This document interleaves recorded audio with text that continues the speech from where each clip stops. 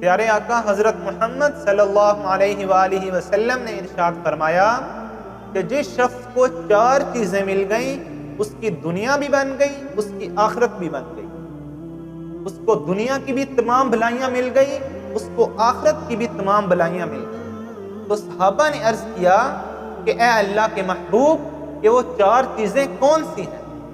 تو آپ صلی اللہ علیہ وآلہ وسلم نے ارشاد فرمایا، نمبر 1 کہ جس کو شکر کرنے والا دل مل گیا۔ اگر اللہ کی طرف سے کوئی خوشی آئی اس نے شکر ادا کیا، اگر اللہ کی طرف سے کوئی مصیبت آئی اس نے تب بھی شکر ادا کیا، کیونکہ اللہ رب العزت کو شکر کرنا پسند ہے۔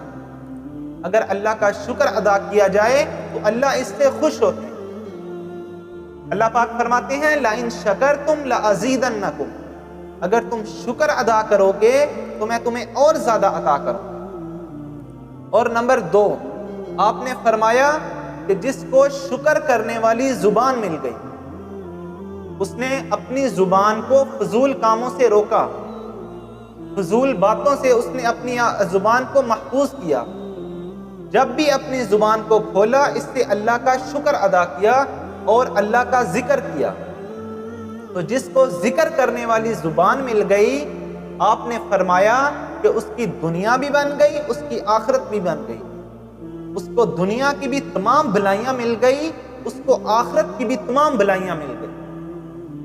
اور نمبر 3 آپ نے فرمایا کہ جس کو بدن ایسا ملا کہ جو صبر کرنے والا ہو، جس کو مصیبت میں صبر کرنے والا بدن مل گیا، اس کی دنیا بھی بن گئی، اس کی آخرت بھی بن گئی۔ اگر اللہ کی طرف سے کوئی بیماری آ گئی، کوئی مصیبت آ گئی، کوئی پریشانی آ گئی، کوئی تکلیف آ گئی تو اس نے صبر کیا تو اس کی دنیا بھی خوبصورت ہوگی، اس کی آخرت بھی خوبصورت ہوگی۔ اس کو دنیا کی کامیابیاں بھی مل گئیں، اس کو آخرت کی کامیابیاں بھی مل گئیں۔ اور آپ نمبر 4 آپ نے فرمایا کہ جس کو ایسی بیوی ملی جو اس کے نہ مال میں خیانت کرے اور نہ اس کی عزت میں خیانت کرے، تو اس کی دنیا بھی خوبصورت، اس کی آخرت بھی خوبصورت۔ اس کو دنیا کی تمام بھلائیاں مل گئی، اس کو آخرت کی بھی تمام بھلائیاں مل گئی۔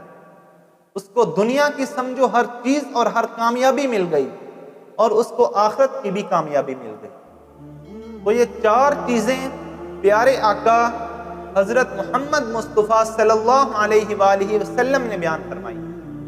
اللہ رب العزت سے دعا ہے اللہ ہمیں یہ 4 چیزیں عطا فرمائے، اور اللہ رب العزت ہم سب کو ان تمام نیک اعمال کرنے کی توفیق عطا فرمائے، اور نبی کریم صلی اللہ علیہ وآلہ وسلم کے نقش قدم پر چلنے کی توفیق عطا فرمائے۔